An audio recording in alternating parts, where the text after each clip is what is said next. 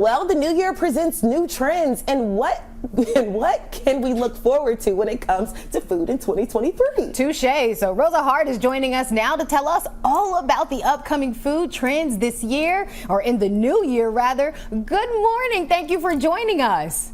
Good morning. Thank you, Martina and India, for having me today.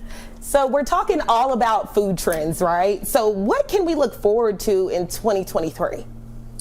Well, I'm a food blogger mostly for restaurants. So I have a podcast called the Lou Review Podcast, where I interview local business owners, nonprofits, and farmers about their sustainable practices, right? And then I also go around to all the different restaurants. And so I've seen a whole lot of things change over the last 2.5 years. I started during COVID, and they had in the last 2.5 years, I've been to 300 restaurants. Oh, wow. That's like one every other day, and they're all locally owned in Louisville. So some of the changes that I've seen is we've kind of come away from like boba tea and stuff like that. And we really want to focus on healthy foods in the new year. And what that means for a lot of people is we want the healthy foods that are good for us to also be good for the environment and for the animals involved, and sustainable practices for the farmers so they can keep on raising that healthy food for us. So we had talked about, or previous, regenerative organic farming. Can you kind of go into that a little bit?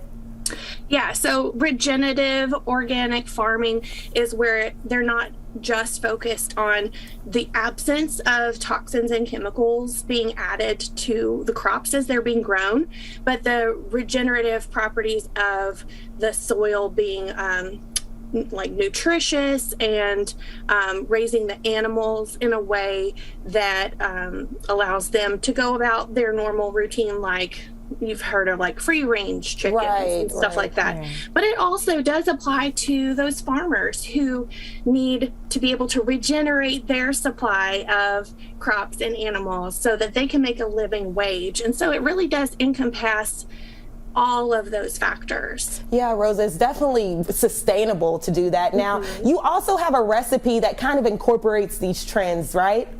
Yeah, so today I'll be sharing with you something that I really like to do is use pre-made frozen food, which doesn't sound like the healthiest thing if you're talking about cooking from scratch, but I'm using Julien's recipe.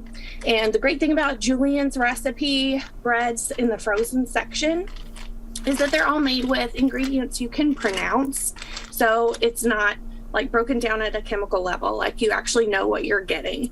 Like, for example, it's wheat flour, yeast, salt, rye flour, and then truffle butter. And you know what those things are, right? So what I love about this is it's already made by a professional and then frozen, and then you pop it in the oven for 12 minutes. And as a busy working mom, I need to have quick, easy options, right? Yeah. So I can come home and make delicious bread to go with soup or salads or pastas, and I didn't have to worry about where it's coming from because I know Julien's has sourced it responsibly. So, for example, we'll use this same bread to make a Louisville classic, hot brown bites, and that's just like turkey and cheese and bacon, and it's just utterly delicious. I love how simple it is.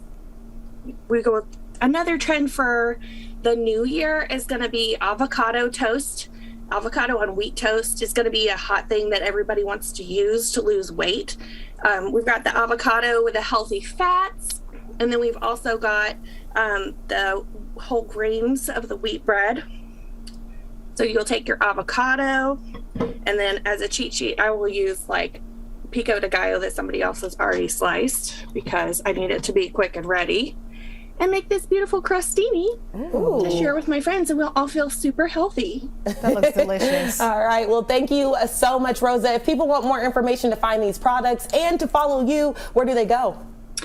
So juliensrecipe.com is where you can look at all their different products. They have some that have like cauliflower instead of wheat So if you need a gluten-free option, they've got you covered. You can follow them on Facebook and Instagram and Twitter at Julian's Recipe. Now for me, I am on Facebook, Instagram, and Twitter at Lou Food Reviews. And you can also subscribe to my podcast, The Lou Review, to wherever you listen to podcasts. All right. Well, thank you. I love those easy food trends. I'm definitely going to check them out. The avocado. Yes, that's so good.